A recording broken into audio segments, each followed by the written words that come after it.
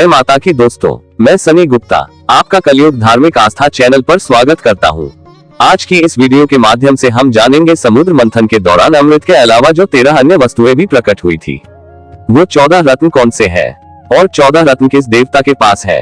आइए जानते हैं समुद्र मंथन की पौराणिक कथा। एक बार महर्षि दुर्वासा के श्राप के कारण स्वर्ग, ऐश्वर्य, धन, वैभवहीन आदि हो गया था और इंद्र सहित सारे देवता शक्तिहीन हो गए थे। ऐसे में सभी देवता भगवान विष्णु की शरण में गए। भगवान विष्णु ने देवताओं को असुरों के साथ मिलकर समुद्र मंथन करने का उपाय बताया और यह भी बताया कि समुद्र मंथन से अमृत की प्राप्ति होगी, जिसे पीकर आप सब अमर हो जाएंगे। ये बात जब देवताओं ने असुरों के राजा बलि को बताई तो वह भी अमृतत्व प्राप्ति के लोभ में समुद्र मंथन के लिए तैयार हो गए। इसके बाद वासुकी नाग की नीति बनाई गई। मंथन जारी रहा, लेकिन धीरे धीरे पर्वत डूबने लगा। तभी भगवान विष्णु ने कूर्म अवतार यानी कछुआ में अवतरित हुए। उन्होंने एक विशाल कछुए का अवतार लिया ताकि अपनी पीठ पर पहाड़ को उठा सके और मंदराचल पर्वत की सहायता से समुद्र को मथना प्रारंभ किया गया, जिसके परिणाम स्वरूप एक एक करके समुद्र से 14 रत्न निकले। समुद्र मंथन से सबसे पहले जल का हलाहल विष निकला, जिसकी ज्वाला बहुत तीव्र थी। हलाहल विष की ज्वाला से सभी देवता तथा दैत्य जलने लगे और उनकी चमक फीकी पड़ने लगी। इस पर सभी ने मिलकर भगवान शंकर की प्रार्थना की। देवताओं तथा असुरों की प्रार्थना पर महादेव शिव उस विष को हथेली पर रखकर उसे पी गए, किंतु देवी पार्वती ने विष को उनके कंठ से नीचे नहीं उतरने दिया। अतः हलाहल विष के प्रभाव से शिव का कंठ नीला पड़ गया। इसीलिए महादेव को नीलकंठ भी कहा जाता है। हलाहल विष को पीते समय शिव की हथेली से थोड़ा सा विष पृथ्वी पर टपक गया, जिसे सांप, बिच्छू आदि विषैले जंतुओं ने ग्रहण कर लिया। हलाहल विष के बाद समुद्र मंथन से कामधेनु गाय बाहर निकली। वह अग्निहोत्र यज्ञ की सामग्री उत्पन्न करने वाली थी, इसलिए ब्रह्मादि ऋषियों ने उसे ग्रहण कर लिया। समुद्र मंथन के दौरान तीसरे नंबर पर उच्चश्रवा नामक घोड़ा निकला। पौराणिक धर्म ग्रंथों और हिंदू मान्यताओं के अनुसार इसे देवराज इंद्र को दे दिया गया था। इस घोड़े का रंग श्वेत यानी सफेद था। उच्चश्रवा का पोषण अमृत से होता है और इसे घोड़ों का राजा कहा जाता है। समुद्र मंथन के दौरान चौथे नंबर पर ऐरावत हाथी निकला। ऐरावत देवताओं के राजा इंद्र के हाथी का नाम है।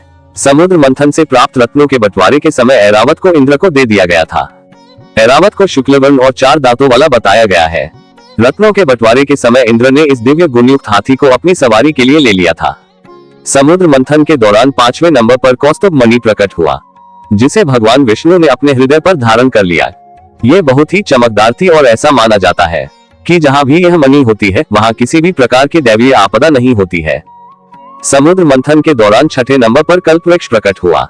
हिंदू पौराणिक मान्यताओं के अनुसार यह वृक्ष सभी इच्छाओं की पूर्ति करने वाला वृक्ष था। देवताओं के द्वारा इसे स्वर्ग में स्थापित कर दिया गया। समुद्र मंथन के दौरान 7वें नंबर पर रंभा नामक अप्सरा प्रकट हुई। वो सुंदर वस्त्र व आभूषण पहने हुई थी और उसकी चाल मन को लुभाने वाली थी। वो स्वयं ही देवताओं के पास चली गई। बाद में देवताओं ने रंभा को इंद्र को सौंप दिया, जो उनके सभा की प्रमुख नृत्यांगना बन गई।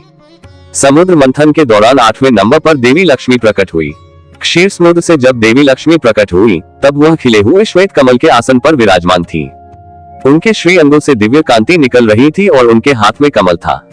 देवी लक्ष्मी को देखकर असुर, देवता, ऋषि आदि सभी चाहते थे कि लक्ष्मी उन्हें मिल जाए, लेकिन लक्ष्मी ने स्वयं ही भगवान विष्णु का वरण कर लिया। समुद्र मंथन के दौरान 9वें नंबर पर वारुणी प्रकट हुई। भगवान विष्णु की अनुमति से इसे दैत्यों ने ले लिया। वास्तव में वारुणी का अर्थ मदिरा है और यही कारण है कि दैत्य हमेशा मदिरा में डूबे रहते थे। समुद्र मंथन के दौरान 10वें नंबर पर चंद्रमा प्रकट हुए, जिन्हें भगवान शिव ने अपने मस्तक पर धारण कर लिया। समुद्र मंथन से 11वें नंबर पर पारिजात वृक्ष प्रकट हुआ। ये वृक्ष भी देवताओं के हिस्से में चला गया। समुद्र मंथन के दौरान 12वें नंबर पर पांचजन्य शंख प्रकट हुआ। इसे भगवान विष्णु ने अपने पास रख लिया। इस शंख को विजय का प्रतीक माना गया है, साथ ही इसकी ध्वनि को भी बहुत ही शुभ माना गया है। विष्णु पुराण के अनुसार माता लक्ष्मी समुद्रराज की पुत्री है तथा शंख उनका सहोदर भाई है। अतः यह भी मान्यता है कि जहाँ शंख है वहीं लक्ष्मी का वास होता है। इन्हीं कारणों से हिंदुओं द्वारा पूजा के दौरान शंख को बजाया जाता है। समुद्र मंथन से 13वें नंबर पर शारंग धनुष समुद्र मंथन से निकला। यह धनुष एक चमत्कारिक धनुष था। यह भगवान विष्णु को प्राप्त हुआ। समुद्र मंथन के दौरान सबसे अंत में हाथ में अमृतपूर्ण स्वर्ण कलश लिए श्याम वर्ण चतुर्भुज रूपी भगवान धन्वंतरी प्रकट हुए। अमृत वितरण के पश्चात देवराज इंद्र की प्रार्थना पर भगवान धन्वंतरी ने देवों के वैद्य का पद स्वीकार कर लिया और यही 14वां और अंतिम रत्न अमृत था। अमृत का शाब्दिक अर्थ अमरता है। अमृत को देखकर देव दानव आपस में लड़ने लगे। तब भगवान विष्णु ने मोहिनी रूप धारण किया और छल पूर्वक देवताओं को अमृत पान करवा दिया। तभी यह सब देख स्वरभानु नामक एक असुर ने देवता का वेश धारण कर अमृत पी लिया। तब सूर्य देव और चंद्र देव ने उसे पहचान लिया। तब भगवान विष्णु ने उसका सिर धड़ से अलग कर दिया था। अमृत पान के कारण उसके शरीर के दोनों भाग जीवित रहे और राहु और केतु के रूप में पहचाने गए और देवता ऋषि दुर्वासा के श्राप से मुक्त हो गए। इस प्रकार ये समुद्र मंथन के दौरान 14 रत्न प्रकट हुए थे। साथ ही इसी समुद्र मंथन से जुड़ी कई लीलाएं हुई। समुद्र मंथन के समय ही भगवान विष्णु ने कच्छप अवतार और मोहिनी अवतार लिया। समुद्र मंथन के समय ही भगवान शिव का नाम विष पीने के कारण नीलकंठ पड़ा। समुद्र मंथन के समय ही कामधेनु और माता लक्ष्मी प्रकट हुई। समुद्र मंथन के समय ही भगवान धन्वंतरी प्रकट हुए।